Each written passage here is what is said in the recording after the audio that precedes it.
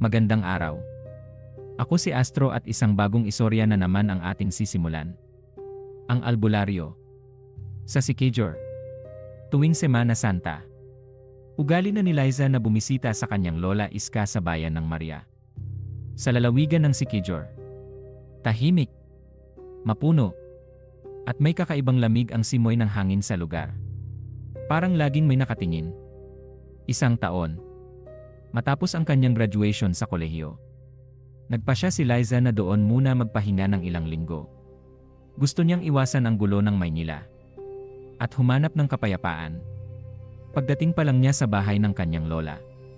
May kakaiba na siyang naramdaman. Ang lumang bahay ay tila mas luma na kaysa dati. Maraming alikabok. At ang mga larawan sa pader ay parang nakatingin sa kanya saan man siya tumingin. Lola, bakit parang mas tahimik dito ngayon? Tanong ni Liza habang sila'y nagkakape. Tahimik? Hindi yan katahimikan. Apo. Kaluluwa ng gubat yan at ng matandang albularyo, sabi ni Lola Iska habang seryosong nakatingin sa labas ng bintana. Matandang albularyo, ulit ni Liza. Bahagyang natatawa. Lola, baka naman urban legend lang yan. Huwag mong pagtawanan. Liza, may mga bagay sa Siquijor na hindi mo dapat hinahamon. Lalo na ang bahay sa may punong balete. Doon nakatira ang albularyong hindi na dapat nabubuhay, sabi ni Lola Iska. Kinilabutan si Liza. Pero pinilit niyang itawa na lang ang kwento. Nang gabing iyon, nagising si Liza bandang 2:00 ng madaling araw. Tahimik ang paligid. Walang hangin. Pero bumukas ang bintana ng kusa. Tila may puwersang hindi niya maintindihan.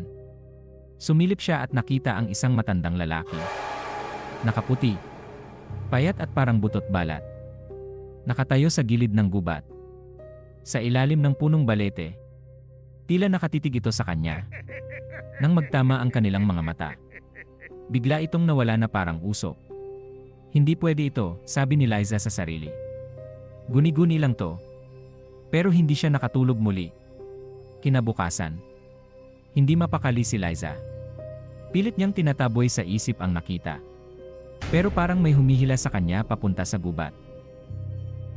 Lola, pupunta lang po ako sa ilog. Maglalakad-lakad lang, sabi ni Liza habang bitbit ang kanyang backpack. Huwag kang lalapit sa balete.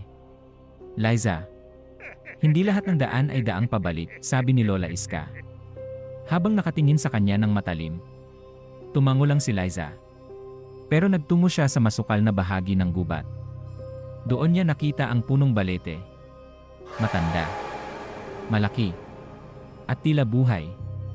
Sa likod nito, may isang kubo. Lumang-luma. Tila nakalimutan na ng panahon. Pero may usok na lumalabas sa bubong. May tao sa loob. May tao pa talaga dito, sabi ni Liza.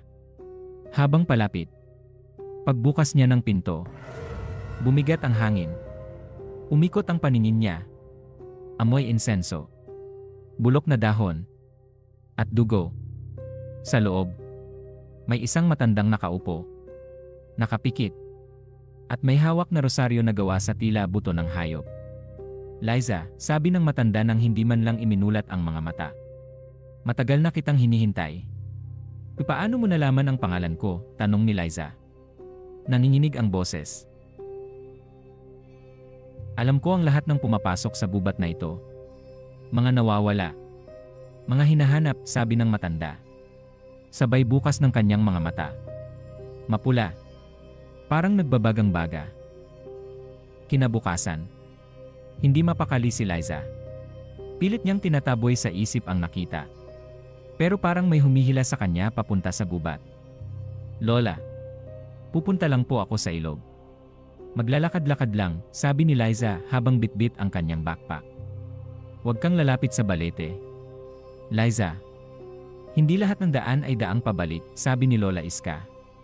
Habang nakatingin sa kanya ng matalim, tumango lang si Liza. Pero nagtungo siya sa masukal na bahagi ng gubat. Doon niya nakita ang punong balete. Matanda. Malaki. At tila buhay.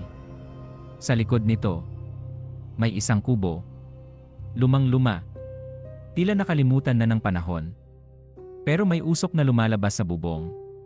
May tao sa loob. May tao pa talaga dito, sabi ni Liza. Habang palapit. Pagbukas niya ng pinto. Bumigat ang hangin. Umikot ang paningin niya. Amoy insenso. Bulok na dahon.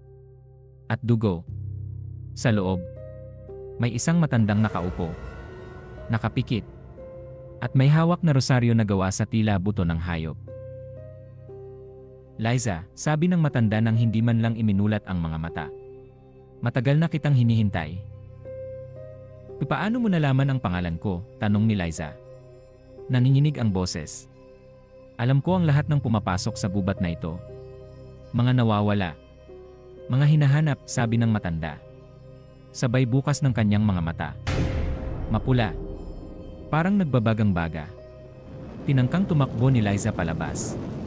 Pero paglabas niya ng kubo, ibang lugar na ang kanyang dinatnan. Ang gubat ay naging itim. At abo ang kulay. Wala nang liwanag. Lahat ay mistulang bangungot. Nasaan na ako? Sigaw ni Liza. Nasa pagitan ka na. Sa mundo ng mga kaluluwa. At ng mga hindi matahimik. Dito ka na. Liza. Isa ka na sa amin, sabi ng albularyo na ngayon ay palapit ng palapit. Humawak siya sa pendant na iniwan ng kanyang ina. Isang anting-anting mula rin sa sikejor. Tumingala siya't napasigaw. Ayoko. Hindi ako sa inyo. Nagising na lang si Liza sa kama niya. Umiiyak si Lola Iska sa tabi niya. Akala ko hindi ka na magigising, sabi ni Lola. 3 araw kang walang malay. Lola. Yung albularyo nandun ako sa bahay niya, akala ko mamamatay na ako, sabi ni Liza habang nanginginig. Sinabi ko sa'yo, Apo, huwag kang lalapit. Pero pinuntahan mo pa rin siya. Mabutit dinala kita sa albularyong may panangga.